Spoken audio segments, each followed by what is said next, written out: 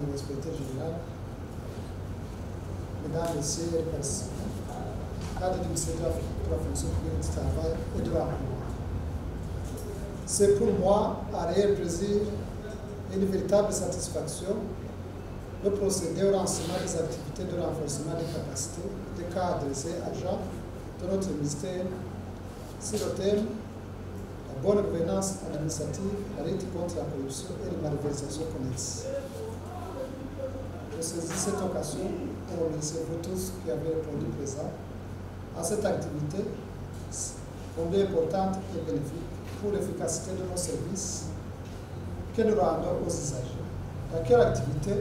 est organisée par notre ministère à travers l'inspection générale de la fonction publique et du travail de l'emploi. Mesdames, Messieurs les participants, arrêt de la généralisation des plans de travail et budget annuel TVA dans tous les ministères sectoriels, et ce, dans le cadre de la nouvelle politique salariale, il s'impose une obligation d'assurer l'adaptation des responsables des services et de tout le personnel à les postes de travail et de veiller au renforcement continu de leurs capacités à occuper un emploi au regard de la classification et de la cotation des emplois, ainsi que des mutations technologiques en témoigne digitalisation de la fonction publique, programme qui est en cours. Au regard de tous ces exemples, facteurs déclenchés de changement au sein des ministères sectoriels en général, et plus particulièrement pour le ministère de la fonction publique du travail et de l'emploi, tous les cadres et agents du ministère sont invités à conjuguer les efforts pour veiller au bon fonctionnement des services et à l'exécution des programmes et projets dans toute leur entièreté. Mesdames, Messieurs les participants, d'emblée, la promotion des thématiques de bonne gouvernance de lutte contre la corruption joue un rôle primordial dans une organisation à quelque niveau que ce soit. Il contribue à l'amélioration de l'efficacité et l'efficience, indicateurs liés à certains processus décisionnels et qui permettent de minimiser les éventuels risques de non-contrôle et d'inexactitude sur les données de diverses natures des institutions concernées. La consolidation de la bonne gouvernance doit lutter contre les éventuels cas de corruption au sein de notre ministère se traduira sans nul doute par le renforcement des capacités et la sensibilisation de tout le personnel, c'est-à-dire des cadres et agents qui sont appelés à jouer le rôle de serviteurs des usagers des services publics. Mesdames et Messieurs les participants, ce renforcement des capacités apportera à vous tous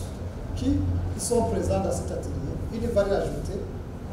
à la compréhension des concepts de bonne gouvernance et la lutte contre la corruption, ainsi que les finalités incontournables dans le professionnalisme et la marche au rythme de la dignité et l'unité au sein des services respectifs. C'est également une très bonne opportunité de se retrouver ensemble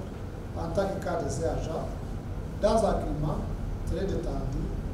pour mener une réflexion sur les préoccupations des agents du service public du ministère. Par voie de conséquence, à travers la présentation sur les titres thématiques, vous allez vous rappeler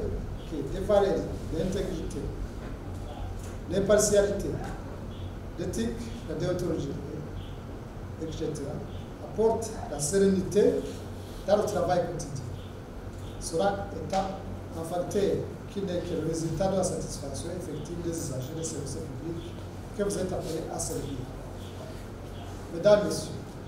nous espérons qu'au sortir de cet atelier et au retour dans vos services respectifs, des thèmes qui vont être développés tout à l'heure par les présentateurs ici présents vont vous aider à la consolidation de la performance ainsi que de la production des services de qualité en vue de répondre efficacement aux attentes des usagers des services publics qui sont au centre des préoccupations du ministère de la fonction publique du travail et de l'emploi.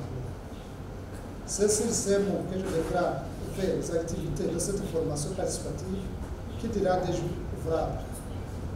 Vive la bonne gouvernance administrative. vivre fonction publique sans corruption. Je vous remercie.